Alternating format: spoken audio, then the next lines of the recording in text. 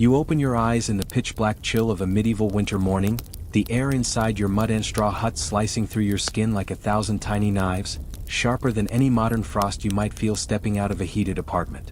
Your bed is a lumpy sack of straw, crawling with fleas that bite relentlessly, their stings like pinpricks compared to the plush mattresses and clean linens of today's homes, where warmth is a button away. The dirt floor beneath you is frozen, leaching heat from your bones, leaving your joints aching as if gripped by an iron vice, unlike modern homes with insulated floors and radiant heating. Brutally, you rise quickly, knowing hesitation invites hypothermia. Pragmatically, you wrap a threadbare woolen cloak around your shoulders, its goat-like smell a faint shield against the cold. Precisely, you know that 1 in 3 peasants like you dies before 40, felled by this unforgiving cold, with no doctors or medicines beyond bitter herbs that rarely work. Your breath fogs in the dim light, a reminder that every morning you wake is a small, hard-won victory. You step outside as dawn breaks, your cracked hands gripping a wooden plow that splinters under the strain of frozen earth, a far cry from modern tractors that churn fields effortlessly in hours. Your breakfast is a crust of moldy rye bread, gritty with dirt and paired with rancid peas, chewed with teeth blackened by decay, nothing like the fresh groceries stacked in today's supermarkets, where variety is a given. Hunger gnaws at your stomach, a constant companion, and you ration every crumb, knowing a failed harvest means starvation for your entire family. Brutally, you wring the neck of a scrawny hen for rare protein, your hands steady with necessity, not sentiment. Pragmatically, you boil it with roots to stretch the meal, aware that diseases like the plague, carried by rats drawn to your meager stores, can wipe out villages in weeks. Precisely, you avoid contaminated water, sipping weak ale instead, a calculated choice to dodge cholera, because survival demands such ruthless clarity. You labor from dawn to dusk under the Lord's iron rule, harvesting grain that barely covers the crushing taxes, unlike modern workers who negotiate salaries or unionize for rights. Here, defiance means a noose in the village square, and you've seen bodies sway as a warning. Comparatively, while today's employees grumble about overtime, you face lashes for pausing too long, your back scarred and bones mending poorly without modern medicine. Brutally, you repair your leaking roof with straw and dung, the stench a small price to keep snow from soaking your children. Pragmatically, you steal just enough wood from the Lord's forest to reinforce your walls, calculating the risk of losing a hand for theft. Precisely, you prioritize tasks that mean survival, mending tools, patching walls, knowing one mistake could leave your family frozen or starved by spring. Hygiene and the scourge of disease. You wash your face in a bucket of murky water shared with livestock, teeming with germs like a petri dish forgotten in a lab, a stark contrast to modern bathrooms with hot showers and antiseptic soap. Your skin is caked with grime, and you relieve yourself in a pit that breeds flies carrying dysentery. Brutally, you watch children waste away from bloody diarrhea, with no antibiotics to save them. Pragmatically, you drink sour ale to avoid poisoned water, accepting mild drunkenness over death by dehydration. Precisely, you smear herbal poultices on open wounds hoping to stave off infection, but you know gangrene often leads to crude amputations with a rusty blade, no anesthesia, a procedure that makes modern surgery seem like a miracle. The air in your hut reeks of sweat and decay, yet you endure because cleanliness is a luxury you cannot afford. You speak with neighbors in a village ruled by suspicion, where a stolen loaf can spark a deadly brawl with knives, unlike modern disputes settled online with words, not blood. Comparatively, while today's friends connect via screens, you rely on Sunday gossip at church, where the priest's sermons threaten eternal fire for disobedience.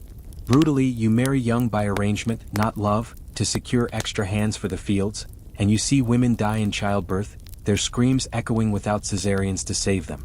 Pragmatically, you forge alliances with nearby families for protection against bandits, weighing each deal like a chess move where a misstep means your home burned to ash.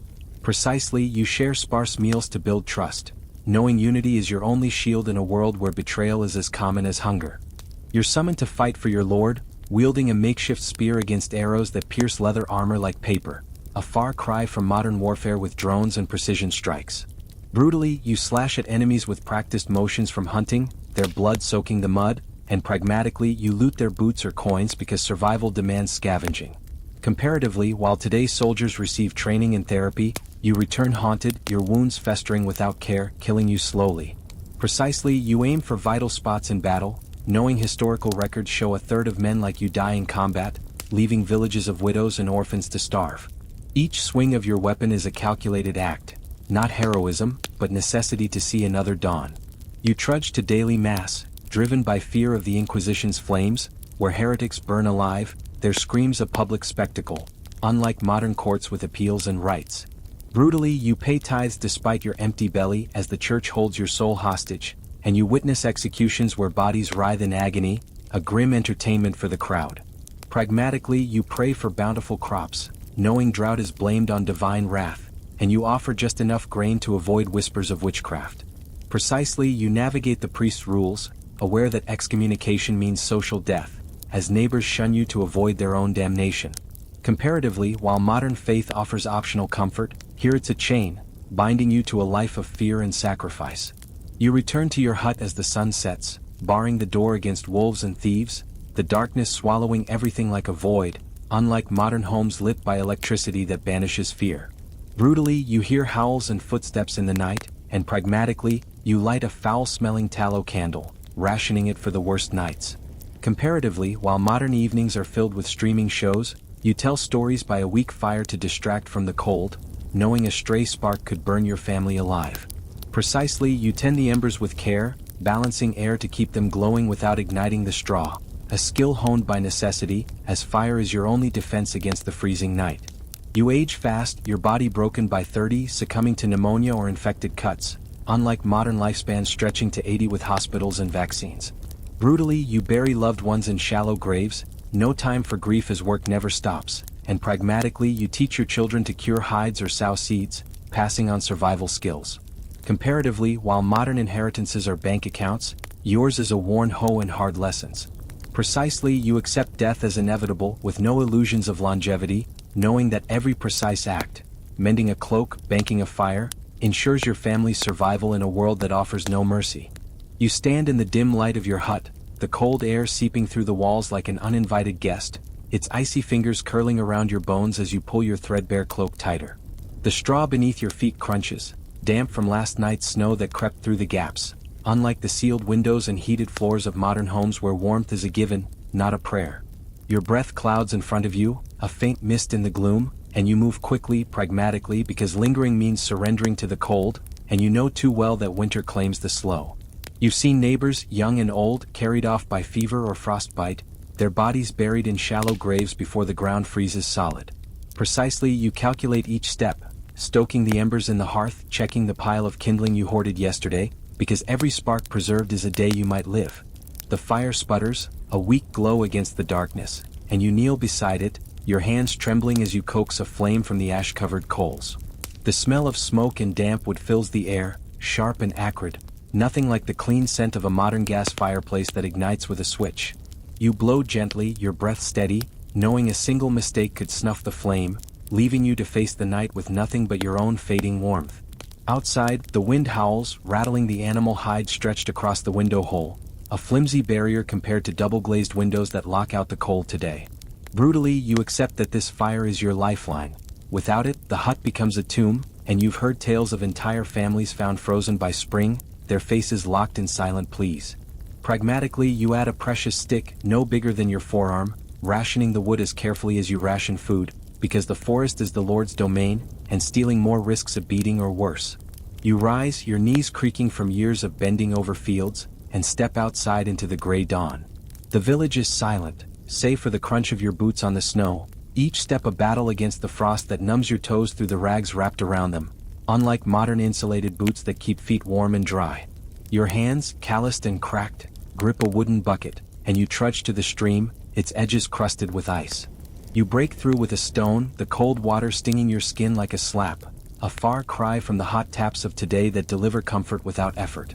Pragmatically, you fill the bucket halfway to avoid spilling, knowing every drop is vital for cooking, washing, or drinking, though you'll boil it first to kill the unseen poisons that have taken neighbors' children, their small bodies racked with sickness no herb could cure. Brutally, you've learned to distrust the stream, its surface deceptively clear, because disease lurks like an assassin, and you've buried too many to believe in purity. Back in the hut, you set the bucket by the hearth and begin the day's work, grinding barley with a stone quern, your arms aching as the coarse grain resists. The task is endless, unlike modern kitchens where machines turn wheat to flour in seconds. Your stomach growls, a hollow ache that's become as familiar as your own shadow, and you chew a scrap of stale bread, its texture like chewing gravel compared to the soft loaves of today's bakeries. Pragmatically, you save the better portion for your children, knowing their small bodies need it more, though you've seen too many winters where even the young starve, their eyes dull with hunger. Brutally, you've learned to kill the weakest hen when desperation strikes, twisting its neck with a practiced snap, because sentiment is a luxury and meat is survival. Precisely, you portion the meager meal, calculating how many days the broth must last, aware that a lean winter means no second chances. The day stretches on, and you head to the fields, your breath puffing in the frigid air as you dig furrows in the frozen soil. The plow, a crude wooden thing, snags on roots, each jolt a reminder of your body's weariness, unlike modern tractors that glide through fields with mechanical ease. You work under the Lord's watchful eye, his overseer pacing nearby, whip in hand, a stark contrast to today's labor laws that protect workers from abuse. Brutally, you know rebellion means death, hanging or worse, your body left as a warning for others, a sight you've seen too often in the village square. Pragmatically, you keep your head down, moving steadily to avoid the lash, and you trade a handful of grain with a neighbor for a patch of leather to mend your shoes, calculating the risk of bartering under the Lord's nose. Precisely, you time your work to finish before dusk because night brings dangers, thieves, wolves, or the cold itself, that no one can outrun. You return to the hut as the sun dips low, your body aching, your hands raw from the plow's rough handle. Inside, you find your family gathered around the hearth, their faces lit by the faint glow, a scene that feels briefly warm despite the chill seeping through the walls. You share a thin soup of roots and barley, its warmth a fleeting comfort compared to the hearty meals of modern tables, laden with meats and vegetables year-round. Brutally, you know this meal is all you'll have until tomorrow, and you've seen winters where even this runs dry, leaving families to chew bark or worse. Pragmatically, you teach your eldest to mend a torn cloak, your fingers guiding theirs to stitch with precision, because a single hole lets in the cold that kills. Precisely, you ration the soup, giving the youngest a slightly larger share, knowing their survival is the village's future. Though you've buried children before, their small graves a reminder of life's fragility. Night falls and the darkness is absolute, swallowing the world outside like a void, unlike modern cities aglow with streetlights and neon. You bar the door with a wooden beam, its weight reassuring against the threats that lurk, wolves howling in the distance, or bandits who'd slit your throat for a crust of bread. Brutally, you've heard of families massacred in their sleep, their huts burned to hide the crime, a fate you've escaped only by vigilance. Pragmatically, you light a single tallow candle, its rancid smell filling the air, and you ration its use, knowing you have only a few for the month. Compared to the endless glow of modern electricity, this flickering light is a frail defense against the night's terror.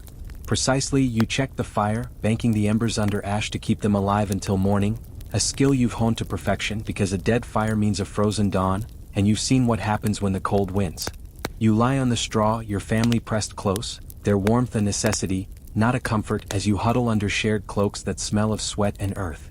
The cow in the corner chews its cud, its breath adding a faint heat to the room, unlike modern homes where pets sleep in cushioned beds, not survival-driven corners.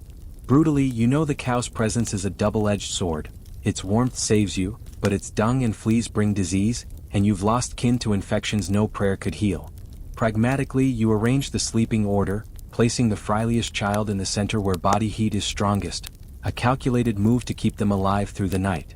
Precisely, you listen to the wind, judging its strength because a storm could tear the hide from the window, and you've learned to reinforce it with rags before the worst hits. The hours pass and you drift towards sleep, the fire's soft crackle a faint lullaby, though you never fully relax, your ears attuned to every creak or howl. Unlike modern bedrooms with locks and alarms, your safety depends on instinct, and you've woken to screams before, neighbors lost to fire or blade. Brutally, you know death is always near. Pneumonia from a damp cloak, a cut that festers, or a fever that sweeps the village like wildfire. Pragmatically, you've taught your family to watch for signs of sickness, to boil water, to rub sheep fat on wounds, small acts that mean survival. Precisely, you count the days until spring, knowing each night survived is a step closer to warmth, though you've seen too many winters claim those who dared hope too soon. As sleep pulls at you, you feel the weight of the day, your body heavy with exhaustion, your mind sharp with the calculations that keep you alive. You think of the fields, the fire, the faces around you, each one a fragile thread in the tapestry of survival. Compared to modern lives of comfort and certainty, yours is a relentless grind, where every choice is a gamble against death. Brutally, you've accepted this truth, knowing no one escapes winter unscathed, and you've carved crosses in the dirt for too many to believe in mercy. Pragmatically, you plan tomorrow's tasks, mending the plow, checking the snares, because inaction is surrender. Precisely, you breathe slowly, matching the rhythm of the fire, letting its faint warmth carry you toward rest, though you know sleep is no escape, only a pause in the endless fight. The night deepens and you sink further, the straw beneath you a familiar discomfort, its rustle blending with the wind's distant song. Your family's breaths are steady, a small reassurance in a world that offers none, unlike modern families who sleep apart in climate-controlled rooms. Brutally, you know this closeness is born of necessity, not love, though you cling to it as fiercely as you cling to life. Pragmatically, you've learned to share everything: food, warmth, fear, because survival is collective, and a lone peasant is a dead one. Precisely, you position yourself near the hearth, your body a shield for the others, calculating that your strength can spare them the cold's worst bite. You drift deeper, the fire's glow fading behind your closed eyes, its warmth a faint promise against the darkness. The village outside is silent, buried in snow, each hut a fragile fortress against the winter's wrath. Compared to modern homes with central heating and sturdy walls, your world is raw, exposed, every crack a threat, every gust a warning. Brutally, you've seen storms bury families, their cries lost under the snow, and you've dug graves with hands too frozen to feel. Pragmatically, you've reinforced your walls with mud and straw, a meager defense but all you have, and you check them daily for cracks. Precisely, you know the exact number of logs left, the exact weight of grain in your sack, because survival is a ledger, and you balance it with ruthless care. Sleep comes closer now, pulling you like a tide, though your mind resists, trained to watch, to listen, to survive. The cow shifts, its bulk a steady presence, and you hear the faint cluck of a hen in the rafters, a sound that anchors you to this moment. Unlike modern nights filled with screens and distractions, yours is a battle against silence, against the fear that fills it. Brutally, you know the dark hides death, thieves who steal, wolves who hunt, cold that kills without warning. Pragmatically, you've learned to sleep lightly, one ear open, ready to leap at the first sign of danger. Precisely, you've placed a knife under the straw, its blade dulled but sharp enough, because you've seen what happens when you're caught unarmed. The fire crackles softly, its rhythm steady, pulling you deeper into rest. You feel the weight of your cloak, the press of your family, the cold that lingers just beyond the hearth's reach. Compared to modern lives where sleep is a sanctuary, yours is a battlefield, where dreams are interrupted by survival's demands. Brutally, you've woken to find a child cold beside you, their breath gone, and you've carried that weight through every winter since. Pragmatically, you've learned to check their breathing, to wrap them tighter, to sacrifice your own warmth for theirs. Precisely, you know the exact moment the fire needs stoking, the exact angle to place the log, because a single error could mean disaster. You sink further, the world fading, the winds howl a distant murmur.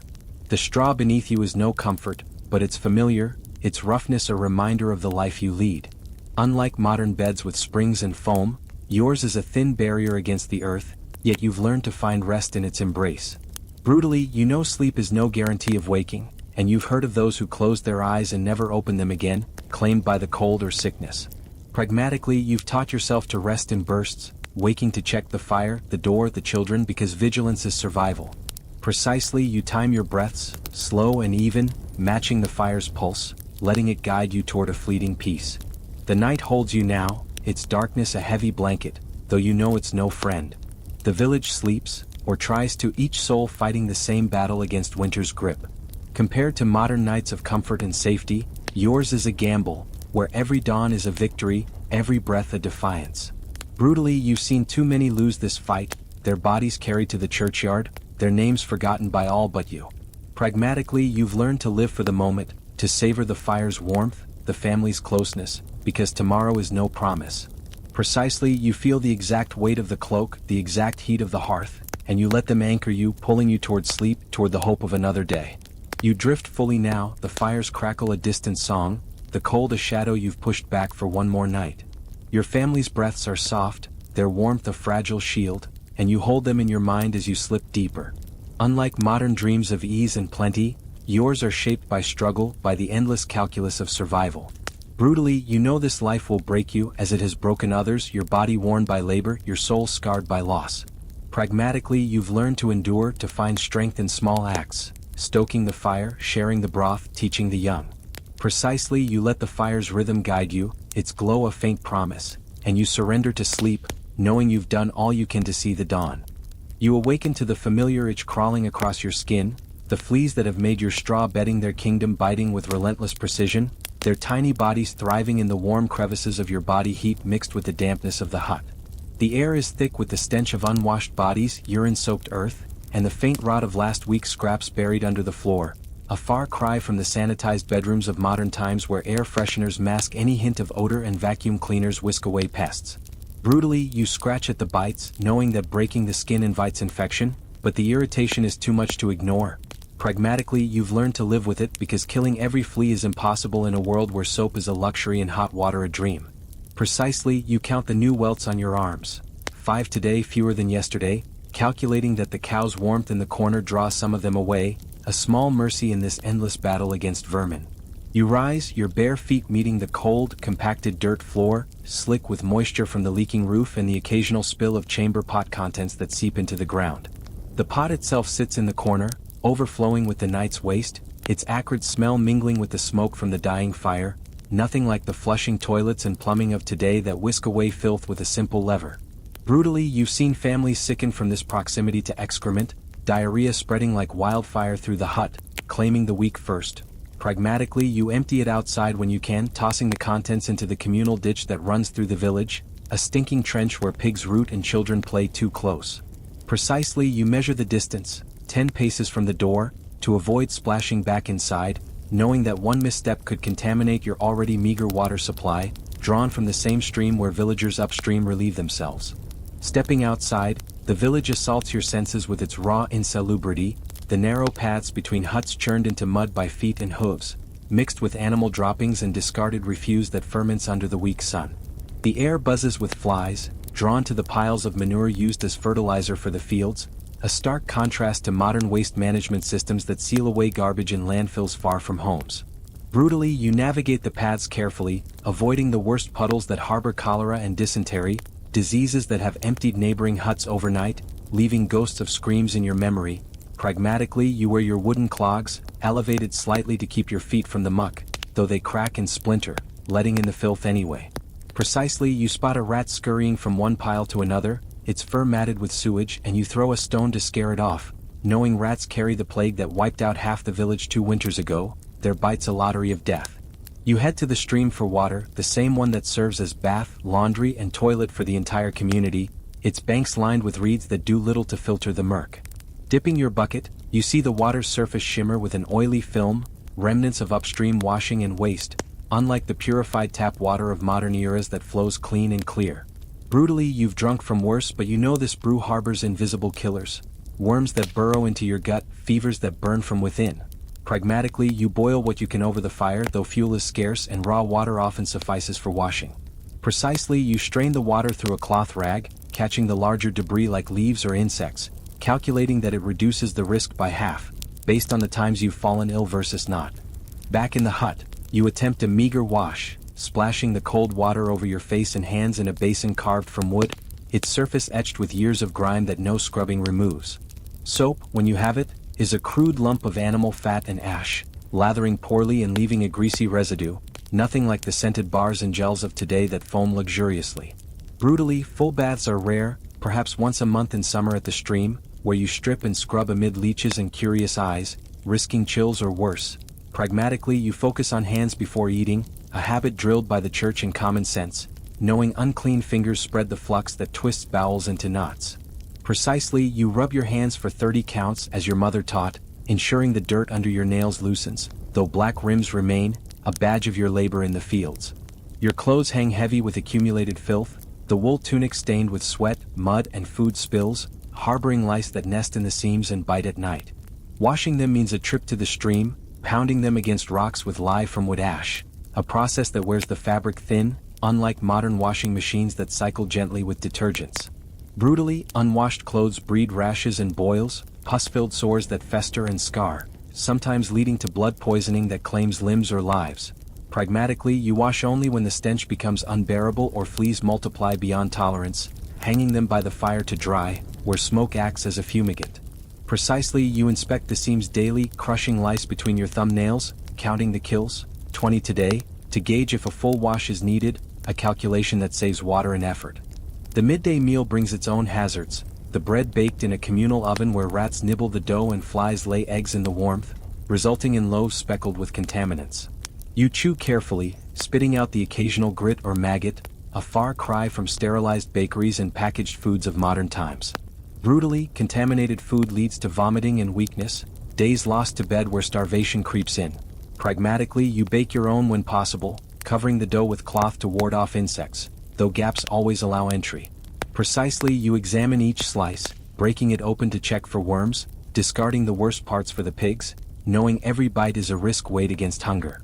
In the fields, you toil amid the insalubrity of nature amplified by human neglect, the soil enriched with manure but teeming with parasites that enter through bare feet or cuts.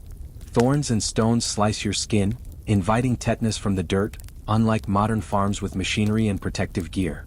Brutally, infected wounds swell and ooze, leading to amputations with hot irons, screams echoing through the village.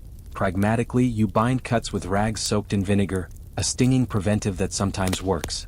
Precisely, you clean the wound thrice daily, squeezing out pus until clear fluid runs, a method passed down that has the chance of gangrene though pain is the price. The village well, a central hub, is a breeding ground for disease, its waters fouled by runoff from the ditches and animals that drink and defecate nearby. Drawing water, you see bits floating, hair, leaves worse, a contrast to filtered municipal supplies today. Brutally, well water has poison festivals, entire groups felled by cramps and death. Pragmatically, you draw from the deepest part, letting sediment settle before drinking. Precisely, you test the water by taste. Bitter means bad, clear means safer. Those senses deceive and you've suffered the consequences more than once. Evening brings the chamber pots ritual, the family taking turns in the dim light, the slosh and smell filling the hut anew. Emptying it into the night soil pile, you dodge the splatter, knowing this fertilizer grows crops but spreads sickness in cycles. Unlike modern sewage systems that pipe waste away unseen, yours is intimate, ever-present. Brutally, overflow in storms floods huts, mixing waste with living spaces, birthing epidemics. Pragmatically, you dig deeper pits when able, lining them with straw to absorb. Precisely, you measure the pot's level nightly, emptying at 3/4 full to prevent spills, a habit that spares your floor but not your nose. Sleep comes amid the hut's symphony of coughs and scratches, the family's bodies pressed close, sharing heat and lice alike. The thatch roof harbors mice that drop feces from above, dusting your face as you rest, nothing like pest-controlled homes today. Brutally, inhaled droppings bring lung fevers, wet coughs that drown from within. Pragmatically, you hang nets of sorts, old cloths to catch the worst. Precisely, you shake the bedding each morn, counting the droppings. Fewer than 10 means a good night, adjusting the nets accordingly. The cycle repeats, day after day, your body a map of scars from boils and bites, your gut a battlefield of parasites from tainted water and food. In the village, births happen on the same floor where waste spills, midwives' hands washed in cold water, leading to childbed fever that claims mothers. Brutally, you've lost kin this way, their bodies hot then cold, buried hastily to avoid contagion. Pragmatically, you boil cloths for births, a rare luxury of heat. Precisely, you time the boiling, 10 minutes over flame, to kill the unseen demons as healers whisper. Market days expose you to the city's greater filth, streets ankle-deep in sewage, butchers' blood mixing with excrement, flies feasting on both. Vendors' hawk wears dusted with grime, and you haggle amid the reek, unlike sterile supermarkets. Brutally, city plagues start here, spreading via crowded touch. Pragmatically, you cover your mouth with cloth, avoiding the worst crowds. Precisely, you limit visits to essentials, calculating risk versus need, knowing one trip could bring death home. Teeth ache from rot, gums bleeding from poor food and no brushes, just twigs chewed to frayed ends. Abscesses swell faces, pain throbbing like hammers, leading to extractions with pliers, blood spurting. Unlike modern dentistry with numbing and tools, yours is raw. Brutally, untreated teeth kill slowly, infection spreading to blood. Pragmatically, you chew cloves for pain, a numbing spice traded dear. Precisely, you probe the sore daily, pushing until pus drains, staving off the worst for another day. Hair and scalp crawl with lice, eggs glued like pearls, itching driving you mad. Combing with fine-toothed tools, you crush them but they return from shared spaces. Brutally, shaved heads mark the infested, a social shame. Pragmatically, you oil your hair with fat to suffocate them. Precisely, you comb thrice weekly, counting eggs removed, hundreds, to track infestation, adjusting treatments. Wounds from work fester in the dirt, flies laying eggs that hatch into maggots eating flesh. Brutally you pick them out, pain searing, knowing they clean but risk deeper infection. Pragmatically you cover with honey, a sticky barrier. Precisely you change dressings twice daily, watching for red streaks that signal doom. The church offers no respite, its floors strewn with rushes harboring vermin, congregants coughing phlegm amid incense. Holy water basins share dips, spread warts and worse. Brutally pilgrimages bring exotic diseases. Pragmatically you pray from the back. Precisely you dip fingers lightly, minimizing contact. Festivals turn village into cesspools, drunken revelers vomiting in paths, fights spilling blood into mud. Brutally hangovers mask early plague symptoms. Pragmatically you limit ale, observing others. Precisely you clean up post-fest, burying waste to curb flies. Children play in filth, rolling in mud teeming with worms, ingesting dirt that bloats bellies. Brutally many die young from this. Pragmatically you scold them to wash. Precisely you inspect their stools for worms, dosing with herbs when found. Aging brings sores from bed pressure, skin breaking in unclean sheets. Brutally elders rot alive. Pragmatically you turn them regularly. Precisely you apply salves daily, measuring improvement by smell. The insalubrity defines you, a constant war against decay, your body resilient yet scarred. Brutally it shortens life. Pragmatically you adapt. Precisely each act, washing, covering, checking, is a calculated defiance against the filth that surrounds and invades. You continue this way through seasons of mud and ice, the streams swelling with spring rains carrying more waste, the fields blooming with crops fed by manure but laced with danger. Summer brings heat that ripens the smells, flies multiplying in the warmth, landing on food and faces with impunity. You sweat them constantly, their bodies bursting under your palm, but more come, drawn to the open wounds and sweat. Brutally, fly-blown meat turns gangrenous if eaten. Pragmatically you salt what you can, hanging strips high. Precisely you inspect meat for larvae, cutting away infested parts, wasting as little as possible. Autumn harvests bring dust and chaff that choke lungs, mixing with mold from damp grain that poisons blood. Storing food in rat-infested barns, you battle rodents nightly. Brutally bites bring fever. Pragmatically you set traps with bait. Precisely you count catches, dozens weekly, to gauge control. Winter confines you indoors where smoke from the fire irritates eyes and lungs, soot coating everything in black grime. The enclosed space amplifies odors, breaths mingling with coughs spreading colds. Brutally respiratory ills kill the old. Pragmatically you vent smoke through a hole. Precisely you stir air with a fan of rushes, reducing buildup. Year-round, women's monthly blood is managed with rags reused until rotten, infections common from poor cleaning. Brutally some bleed to death. Pragmatically you boil rags when fuel allows. Precisely you change them twice daily, burying used ones deep.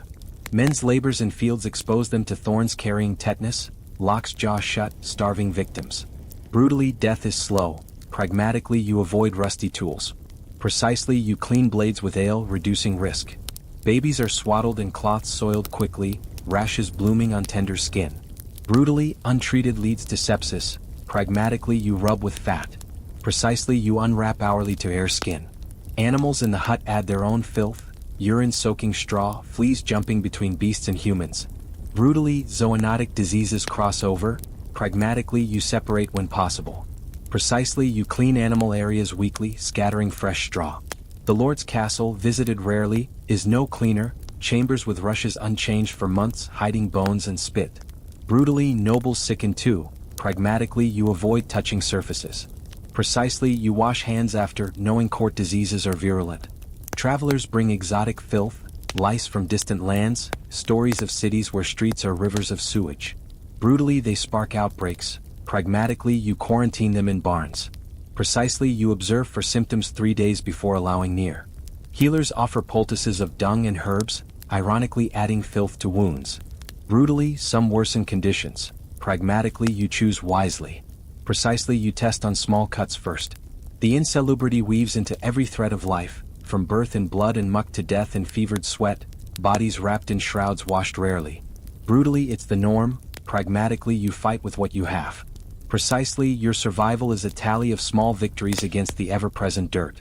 You persist, adapting to the grime that clings like a second skin, your day's a litany of scratches, washes and cautions.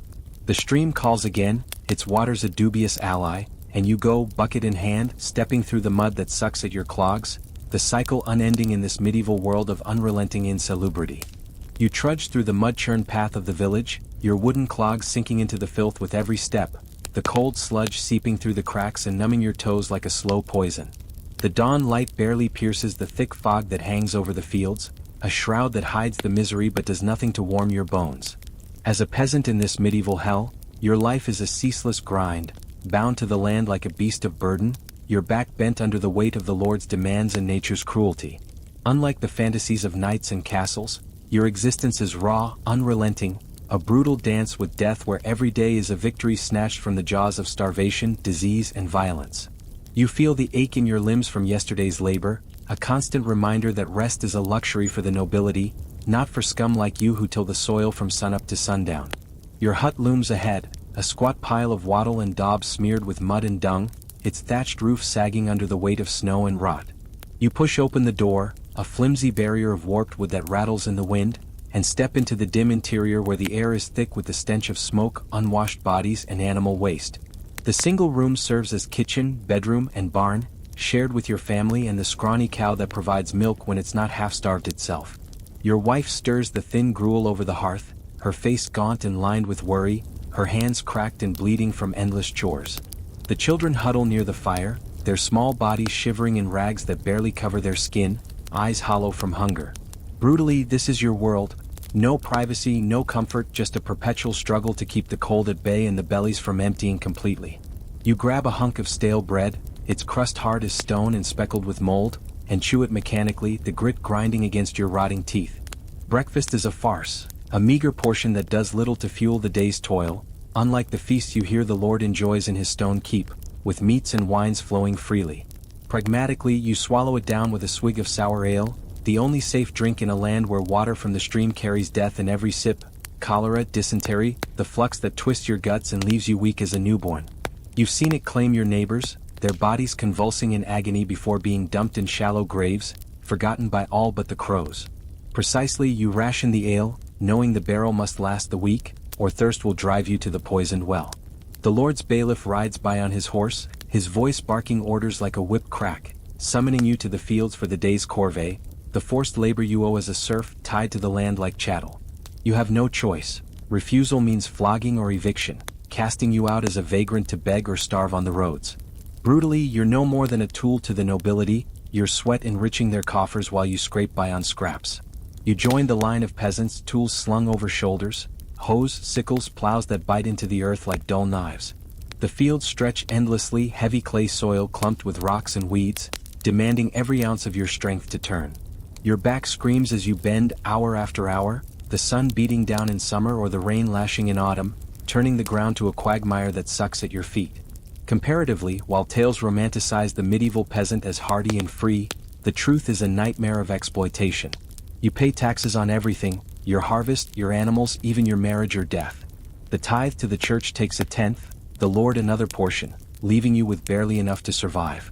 Brutally, famine strikes without mercy. A bad harvest means eating bark, rats, or worse, watching your children waste away, their bellies swollen with nothing. You've buried infants, their tiny frames too weak to fight the hunger that gnaws from within, their cries echoing in your nightmares. Pragmatically, you hide what grain you can in secret caches, risking discovery and punishment, because survival demands deceit in a system rigged against you. Noon brings a brief respite, if you can call it that, a hunk of cheese riddled with maggots and more bread, eaten in the field under the bailiff's watchful eye. The cheese squirms as you bite, but you swallow the larvae too, protein in a world where meat is rare unless poached from the Lord's forests, an act punishable by hanging. Brutally, you've seen men strung up for snaring a rabbit, their bodies twisting in the wind as a lesson to others. Pragmatically, you set traps in hidden spots, calculating the risk. Once a month, no more, to avoid patterns that might betray you. Precisely, you skin the catch quickly, burying the offal deep to hide the scent from dogs or informers. The afternoon drags on, your muscles burning, blisters forming on hands already calloused like leather. Women work beside you, their skirts hitched up, backs bent in the same toil, no mercy for gender in this brutal existence. Childbirth is a gamble. You've seen your wife labor on the dirt floor, no midwife but a neighbor with dirty hands, blood and screams filling the hut. Brutally, many die in the process, fever taking them days later, leaving you with motherless children to raise amid the grind. Pragmatically, you pray to saints for safe delivery, offering what little you have at the church altar, though faith feels hollow when God seems deaf to peasant pleas. As dusk falls, you stagger home, body aching, to a supper of pottage, boiled vegetables and grains, flavorless and thin. The family gathers around the hearth, the fire smoke stinging your eyes and coating your lungs in soot, a constant cough your companion. Brutally, respiratory ailments claim many, the weak hacked to death by their own bodies, phlegm laced with blood. Pragmatically, you vent the smoke through a hole in the roof, but it seeps back in, a trade-off for warmth. Precisely, you add wood sparingly, knowing the stack must last the winter, or you'll burn furniture or dung, the latter filling the hut with acrid fumes. Night brings no relief, just darkness pierced by the fire's glow. You lie on the straw pallet, shared with wife and children, bodies pressed for warmth, fleas jumping between you like tiny demons. Sleep is fitful, interrupted by cries of the baby or the cows lowing. Brutally, illness stalks the night. A fever in one spreads to all in the cramped space, no isolation possible. You've nursed kin through sweats and chills, their skin burning then cooling to death's touch. Pragmatically, you dose with herbal brews, willow bark for pain, garlic for infection, gathered from the woods, a knowledge passed down but often futile against the plagues that ravage villages. War intrudes without warning, the Lord calling you to arms with a pitchfork or scythe, no armor but your tunic. Brutally, battles are slaughterhouses, arrows raining, swords cleaving flesh, you hacking at strangers for a cause not your own. You've seen guts spilled, limbs hacked, the field slick with blood and mud. Pragmatically, you loot the fallen for boots or belts, survival's cold logic amid the carnage. Precisely, you aim low, crippling rather than killing outright, to end fights quick and minimize risk to yourself. Back home, if you return, scars and nightmares linger. The church offers solace, but its priests demand obedience, their sermons thundering damnation for sins like doubt or lust. Brutally, the Inquisition looms, accusations of heresy leading to torture. Thumbscrews, racks, burnings that char flesh while crowds watch. Pragmatically, you attend Mass, kneeling on cold stone, paying indulgences with coins you can't spare, buying forgiveness for a soul weary from hardship. Precisely, you confess minor sins, hiding deeper resentments, knowing one wrong word could doom you. Seasons cycle in cruelty, spring's floods drown crops, summer's heat bakes you, autumn's rains rut the harvest, winter's freeze starves. Brutally, nature is no ally, storms flattening huts, wolves preying on livestock, locusts devouring fields. You've rebuilt after gales, chased beasts with torches, watched swarms blacken the sky. Pragmatically, you plant extra rows, store what you can in rat-proof pots, fortify walls with more mud. Precisely, you track weather signs, clouds, winds, bird flights, to predict disasters, adjusting plans accordingly. Family life is a fragile bond, marriages arranged for land or labor, love secondary to utility. Brutally, domestic violence is common, frustrations vented with fists, women bearing bruises along with children. Pragmatically, you mediate disputes, knowing unity is strength against the world. Precisely, you assign chores by age, young ones gathering wood, older tilling, maximizing efficiency in a household where every hand counts. Old age, if you reach it, is a curse, body failing, teeth gone, eyes dim, dependent on kin who can ill afford it. Brutally, many are abandoned, left to beg or die in ditches, no pensions or care homes. Pragmatically, you work until you drop, contributing what little you can. Precisely, you share wisdom, crop rotations, remedies, ensuring your value lingers. Death comes swiftly or slowly but always brutally, a fall in the field, a fever's grip, a bandit's blade. Funerals are hasty, bodies wrapped in shrouds, buried in unmarked graves, the priest mumbling prayers for a fee. Pragmatically, you mourn briefly, work resuming lest the family falter. Precisely, you divide possessions immediately, tools to sons, cloths to daughters, continuity in the face of loss. This is your life, peasant. A brutal tapestry of suffering where joy is fleeting, a good harvest, a child's laugh, eclipsed by the grind.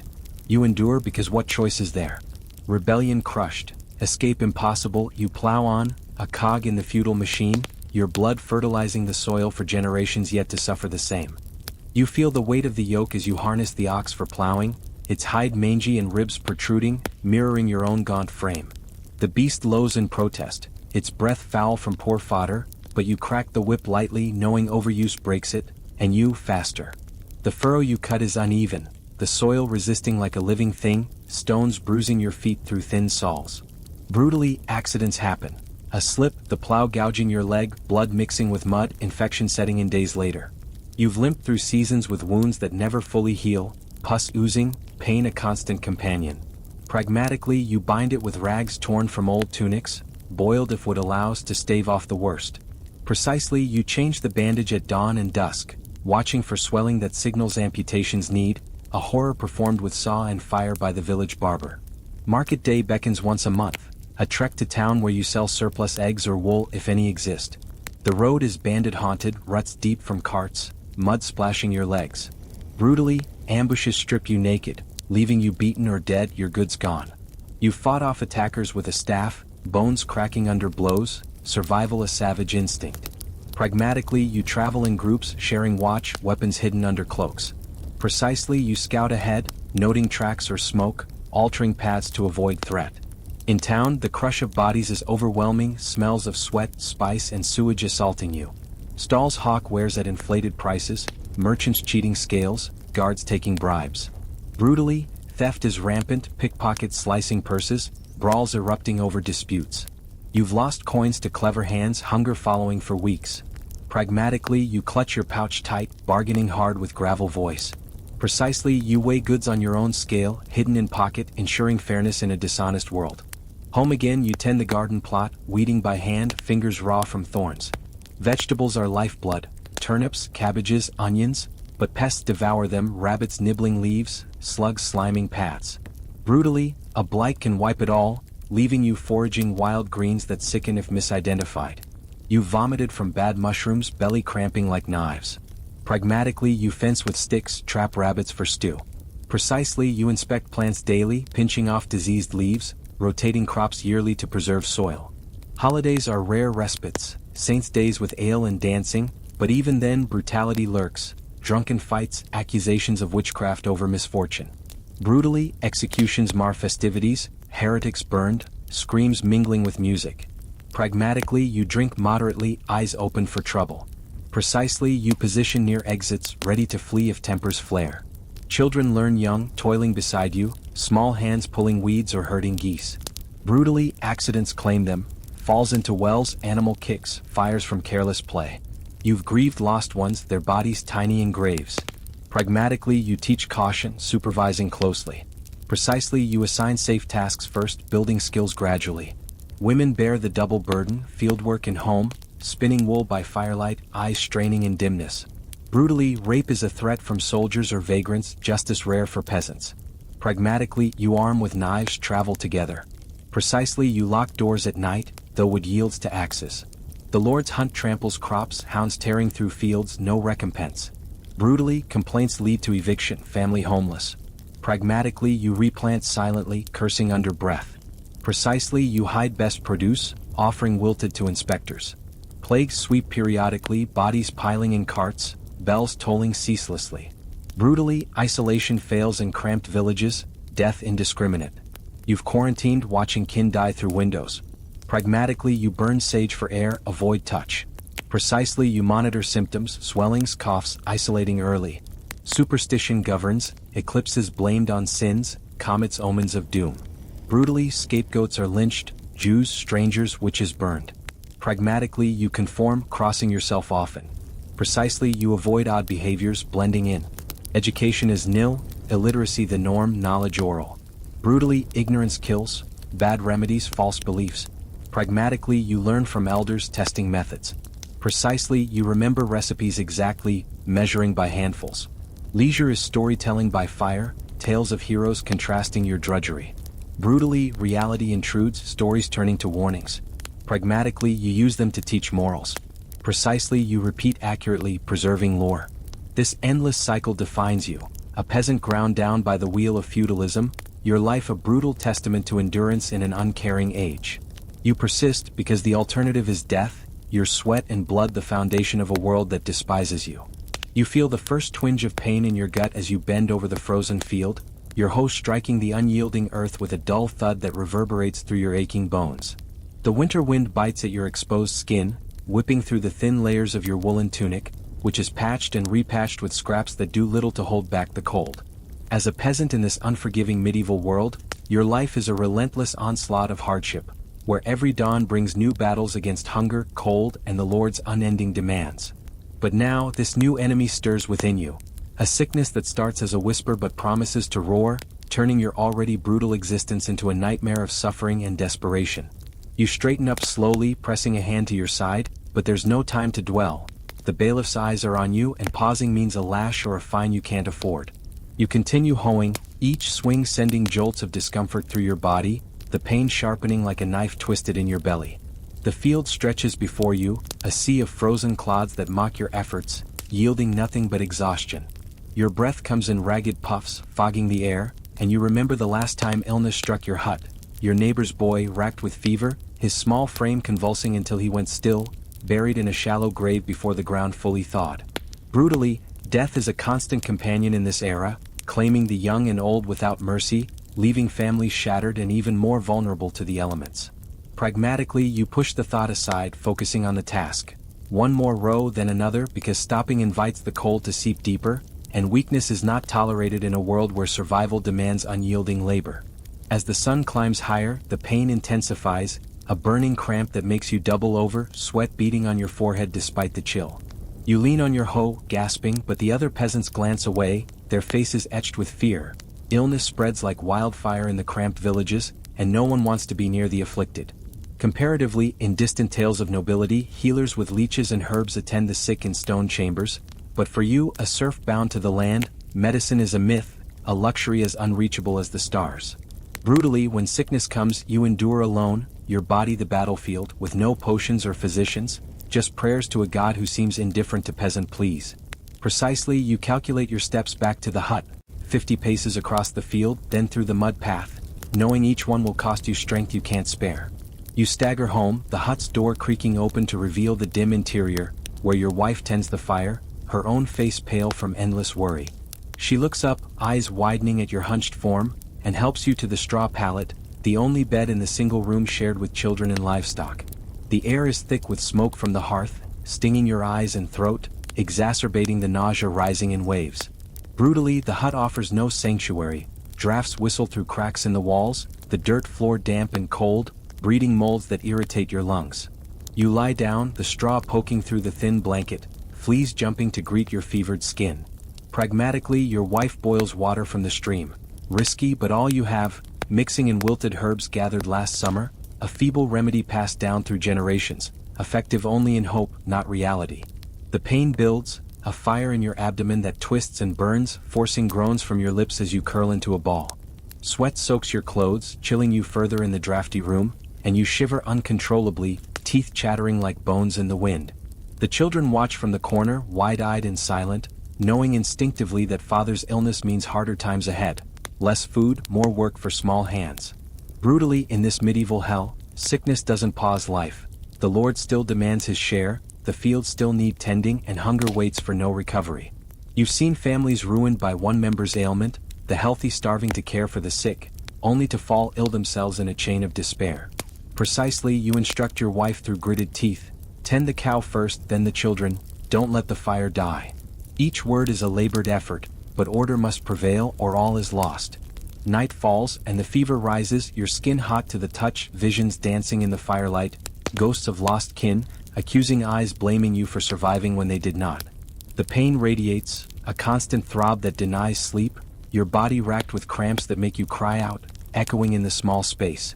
Your wife dabs your forehead with a rag dipped in cold water, but it's futile. The infection, perhaps from tainted food or a cut gone bad, burrows deeper, unchecked by any knowledge beyond folklore. Brutally, medieval medicine is barbaric at best, bleeding with leeches that suck your strength, poultices of dung and herbs that often worsen the wound, surgeries with rusty knives that invite gangrene. For peasants like you, even these are unavailable. The village healer is a charlatan with charms and prayers, charging coins you don't have for cures that fail. You vomit into a bucket, the acrid bile burning your throat, leaving you weaker, dehydrated in a world where clean water is scarce. The hut spins, your head pounding like a blacksmith's hammer, and you clutch the blanket, nails digging into palms. Pragmatically, you try to conserve energy, breathing shallowly to avoid stirring the pain, but each inhale brings fresh agony. The cow shifts in the corner, its lowing a mocking reminder of chores undone, milk unsqueezed, adding to the family's burden. Brutally, illness exposes the fragility of peasant life. No sick days, no support, just the relentless march of duties that pile up, threatening collapse. You've known men who rose too soon from fever beds, only to drop dead in the fields, their bodies carted away like refuse. Days blur into a haze of suffering, the fever refusing to break, your body wasting away as you can't keep down even the thin broth your wife forces between your lips. Your skin yellows, eyes sinking into sockets, muscles atrophying from inaction. The children take on your tasks, small hands blistering on the hoe, their whimpers at night a soundtrack to your guilt. Brutally, in this era, the sick are a liability, sometimes abandoned if they drain resources too long, left to die in ditches or forests, prey to wolves or exposure. Pragmatically, your wife weighs the options: feed you or the children? A cold calculus born of necessity, though love stays her hand for now. Precisely, you track the days by the light through the window hole. 3 since the pain began, each longer than the last, your strength ebbing like a tide. The village whispers reach you through the door, rumors of your affliction spreading fear, neighbors avoiding your hut lest they catch the demon within.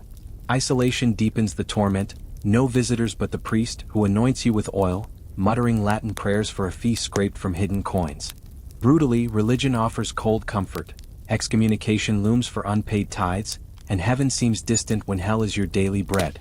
You confess sins in delirium, stealing wood, cursing the Lord, seeking absolution that feels hollow against the physical agony. Pragmatically, the priest's visit is a double-edged sword. His blessing might rally you, but his germs could worsen the plague if that's what ails you. The pain peaks, a searing blaze that makes you scream, convulsing on the palate as if possessed. Your wife holds you down, tears streaming, the children crying in terror. Brutally, without painkillers or hospitals, you endure raw, every nerve alight, time stretching into eternity. You've heard of nobles drugged with opium, but for you, it's willow bark tea, bitter and ineffective. Precisely, you count breaths between spasms. 10 then 5, the interval shortening, testing your will to live. Recovery, if it comes, is slow, your body a shell, weeks to regain strength for the fields. Brutally, many don't recover. The weak perish, bodies burned to halt spread, families scattered. Pragmatically, you force yourself up too soon, dizziness felling you, but work calls. Precisely, you start with light tasks, mending tools by the fire, building back inch by inch. This is the medieval peasant's lot when sickness strikes. A brutal amplification of an already harsh life, where pain is your master and survival a grim lottery. You lie there, fevered and broken, wondering if death might be kinder, but instinct drives you on, clinging to the fragile thread of existence in a world that offers no mercy. You remember the onset more clearly now, in the fever's grip. The meal of questionable stew, meat from a sick sheep perhaps, or water from the stream after heavy rains washed in village waste. The cramps started subtle, a knot in your stomach during the morning's labor, but by midday, it had you hunched, sweat cold on your back. The other peasants noticed, their glances wary, knowing sickness could quarantine a family or worse, label them cursed. Brutally, superstition rules. A bad harvest blamed on your ill luck could lead to exile or stoning, the community turning savage to protect itself. Your wife fetches the healer, an old crone with gnarled hands and a bag of dubious remedies, her fee a chicken you can ill afford. She pokes your belly, muttering of humors imbalanced, prescribing a purge of bitter roots that make you retch violently, leaving you weaker. Brutally, such treatments often kill faster than the disease, bloodletting draining vital strength, cauterizing wounds with hot iron searing flesh. Pragmatically, you submit, no choice but to trust folklore over nothing, though doubt gnaws like the pain. Nights are the worst, darkness amplifying every ache, the hut alive with sounds, the fire's crackle, children's snores, rats scurrying in the thatch. You toss, sweat soaking the straw, hallucinations blending with reality, demons laughing, the Lord's whip cracking. Brutally, mental torment joins the physical. Isolation breeds madness, whispers of suicide to end the suffering, but faith forbids it, promising eternal fire. Pragmatically, you cling to routines, counting breaths, reciting prayers, to anchor your mind. The family suffers too. Your wife toils double, fields and home, her body breaking under the load. Children forage for berries, risking poison or beasts, their small frames thinning. Brutally, illness cascades, one member's fall dragging all down, hunger deepening as work lags. Precisely, she portions food stricter, skipping her share to feed you broth, calculating calories in a world without the word. Neighbors offer scraps, bread, herbs, out of pity or fear of God's judgment, but aid is meager, self-preservation ruling. Brutally, charity is rare. A sick family is shunned, doors barred, lest contagion spread. Pragmatically, you barter weakness for favors later, promising labor when recovered. As days pass, the fever breaks in a flood of sweat, leaving you exhausted but alive, pain dulling to an ache. Recovery is arduous, legs wobbling like a foal's, simple tasks Herculean. Brutally, full strength returns slowly, months of frailty where accidents loom, slips in mud, cuts from tools. Pragmatically, you ease back, starting with hut chores, building stamina. The Lord demands catch-up, fines for missed work, piling debt. Brutally, illness is no excuse, serfs are replaceable, eviction a threat. Pragmatically, you work through weakness, hiding pain. This ordeal etches deeper scars on your soul, a reminder of life's fragility and medieval drudgery. You rise, vowing vigilance, cleaner water, better food, but no fate laughs at plans. The cycle resumes, hardship unbroken, sickness a shadow ever lurking.